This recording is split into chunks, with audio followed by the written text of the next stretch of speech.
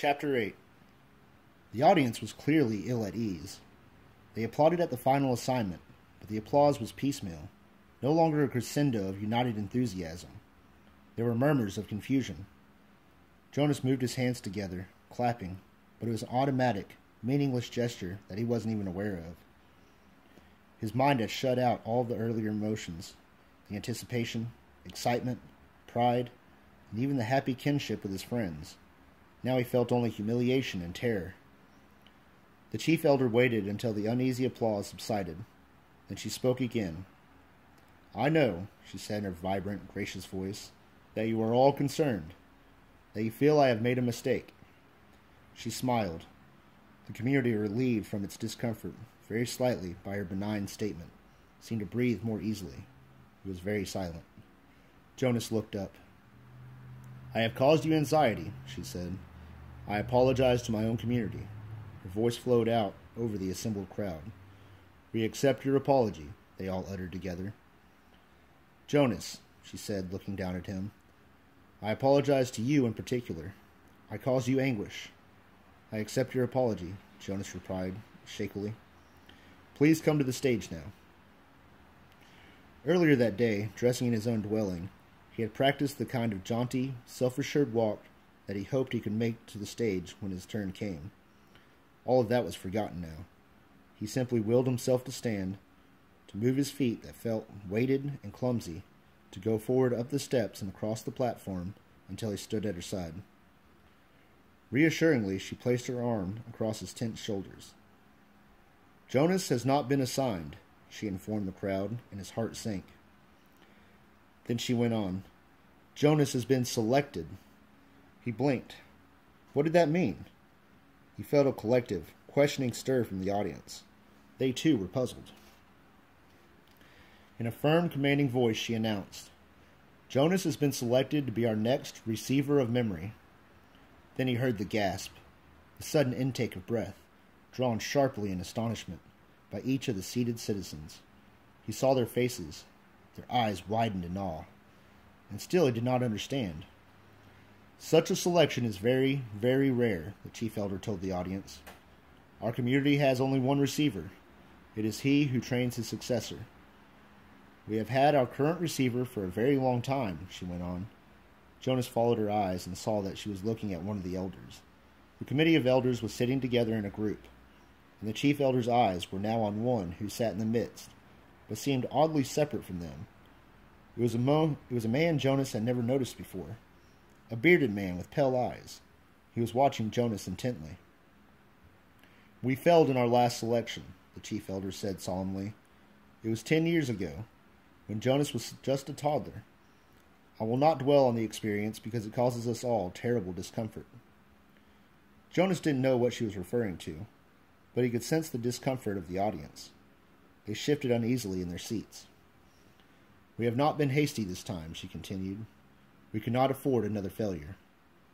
Sometimes," she went on, speaking now in a lighter tone, relaxing the tension in the auditorium, "we are not entirely certain about the assignments, even after the most painstakingly observations. Sometimes we worry that the one assigned might not develop through training every attribute necessary. 11s are still children, after all. What we observe as playfulness and patience, the requirements become nurture, could, with maturity, be revealed as simply foolishness and indolence. So we continue to observe during training, and to modify behavior when necessary. But the receiver in training cannot be observed, cannot be modified. That is stated quite clearly in the rules. He is to be alone, apart, while he is prepared by the current receiver for the job which is the most honored in our community." "Alone? Apart?" Jonas listened with increasing unease. "Therefore the selection must be sound. It must be a unanimous choice of the committee. They can have no doubts, however fleeting, if during the process an elder reports a dream of uncertainty. That dream has the power to set a candidate aside instantly. Jonas was identified as a possible receiver many years ago. We have observed him meticulously. There were no dreams of uncertainty. He has shown all of the qualities that a receiver must have." With her hand still firmly on his shoulder, the chief elder listed the qualities. Intelligence, she said. We are all aware that Jonas has been a top student throughout his school days. Integrity, she said.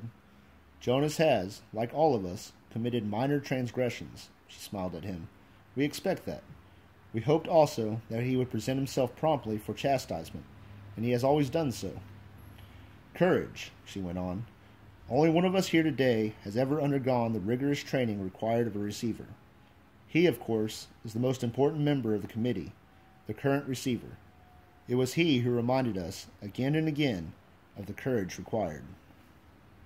Jonas, she said, turning to him, but speaking in a voice that the entire community could hear. The training required of you involves pain, physical pain. He felt fear flutter within him. You have never experienced that. Yes, you have scraped your knees and falls from your bicycle. Yes, you have crushed your finger in a door last year. Jonas nodded, agreeing, as he recalled the incident and its accompanying misery. But you will be faced now, she explained gently, with pain of a magnitude that none of us here can comprehend because it is beyond our experience. The receiver himself was not able to describe it, only to remind us that you would be faced with it, that you would need immense courage. We cannot prepare you for that. But we feel certain that you are brave, she said to him. He did not feel brave at all, not now. The fourth essential attribute, the chief elder said, is wisdom. Jonas has not yet acquired that. The acquisition of wisdom will come through his training. We are convinced that Jonas has the ability to acquire wisdom. That is what we looked for. Finally, the receiver must have one more quality, and it is one which I can only name but not describe. I do not understand it. You, members of the committee, will not understand it either. Perhaps Jonas will, because the current receiver has told us that Jonas already has this quality. He calls it the capacity to see beyond. The chief elder looked at Jonas with a question in her eyes. The audience watched him too. They were silent. For a moment he froze, consumed with despair.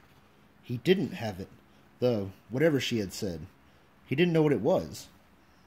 Now is the moment when he would have to confess, to say, "No, I don't. I can't," and throw himself on their mercy, ask their forgiveness, to explain that he had been wrongly chosen, that he was not the right one at all.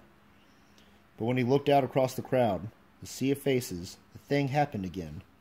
The thing that had happened with the apple. They changed. He blinked, and it was gone. His shoulders straightened slightly. Briefly, he felt a tiny sliver of sureness for the first time. She was still watching him. They all were. "I think it's true," he told the chief elder and the community. "I don't understand it yet. I don't know what it is. But sometimes I see something, and maybe it's beyond." She took her arm from his shoulders. "Jonas," she said, speaking not to him alone, but for the entire community of which he was a part. "You will be trained to be our next receiver of memory. We thank you for your childhood."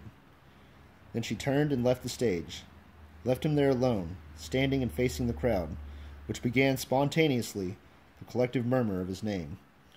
Jonas. It was a whisper at first, hushed, barely audible. Jonas, Jonas, then louder, faster.